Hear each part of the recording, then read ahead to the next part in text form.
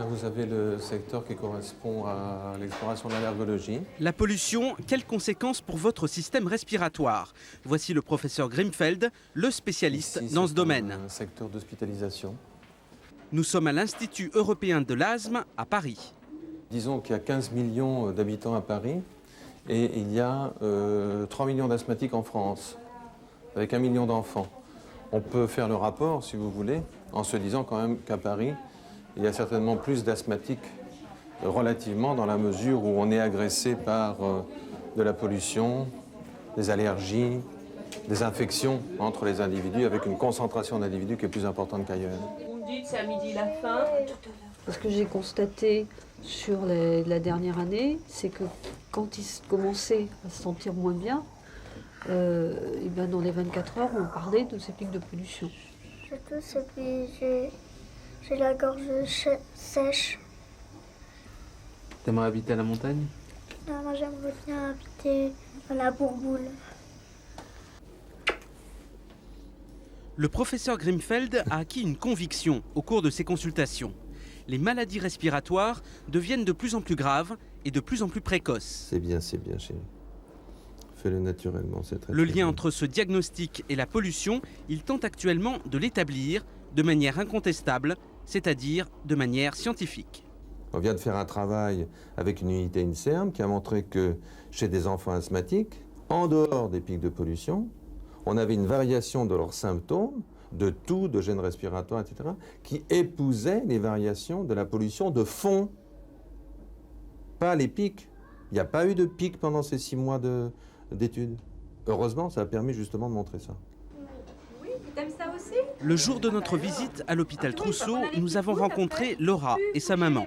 Je voulais laisser comme ça.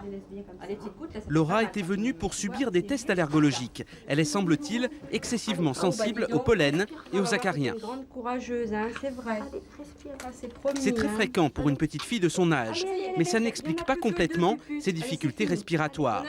Aujourd'hui, dans les grandes villes, on voit apparaître des symptômes nouveaux et inquiétants. La dernière pour ce bras. Allez.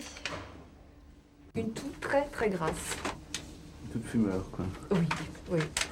Oui, oui, vraiment très très gras, à n'importe quel moment de la journée. Elle a besoin de cracher.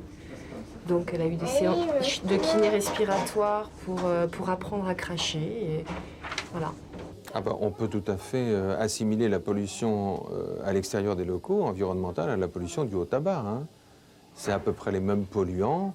Et l'irritation bronchique secondaire à la pollution extérieure peut être tout à fait superposable à la pollution due au tabac. Peut-être quand même pas au même degré. Pas au même degré, disons, pour un tabagique passif, c'est-à-dire celui qui reçoit la fumée des autres, reçoit aussi la pollution des autres, hein. Est-ce que c'est un même degré de nocivité? Alors ça, on est en train de l'établir actuellement. Donc on a des raisons de le supposer, en fonction du niveau de pollution, bien entendu, mais on est en train de l'étudier. Donc pour l'instant, soyons prudents, n'anticipons pas sur les résultats. On a des raisons de le penser encore une fois, mais il faut attendre les résultats des études qui sont menées actuellement. À qui la faute? Toutes les automobiles ne sont pas responsables à égalité. En tête des pollueurs, le moteur diesel. Il dégage de fines particules qui viennent se nicher dans nos poumons. Les autobus, pour l'agglomération parisienne, il y en a 4000. Les 3/4 sont de l'ancienne génération, avec un échappement rudimentaire. Le reste, ce sont des modèles un peu plus modernes, donc un peu moins polluants. Par exemple, si on était derrière un autre bus, on sentait, parce que comme on est souvent l'un derrière l'autre dans les embouteillages, on sentait les gaz d'échappement qui revenaient à l'intérieur de la cabine, alors que maintenant, quand on est derrière un bus comme ça, on le sent pas. Ouais, enfin, les bus neufs, là, les nouveaux bus, là. Enfin, malheureusement, il y a encore pas mal de bus. Voilà, c'est ça, le problème. Là, on sent bien les différences qu'on est derrière un ancien et un nouveau. Vous fermez les yeux, vous dites « Ah, ça doit être un vieux ». Voilà, c'est ça, c'est comme le fromage. Hein. Progressivement, les nouveaux autobus remplacent les anciens. Ce sera fini en 2010. Pour les voitures particulières, c'est pareil. Depuis 3 ans, le pot catalytique est obligatoire. L'ensemble du parc sera équipé dans une quinzaine d'années. Pour les constructeurs, la voiture anti-pollution existe déjà. Il suffit d'un nouvel échappement.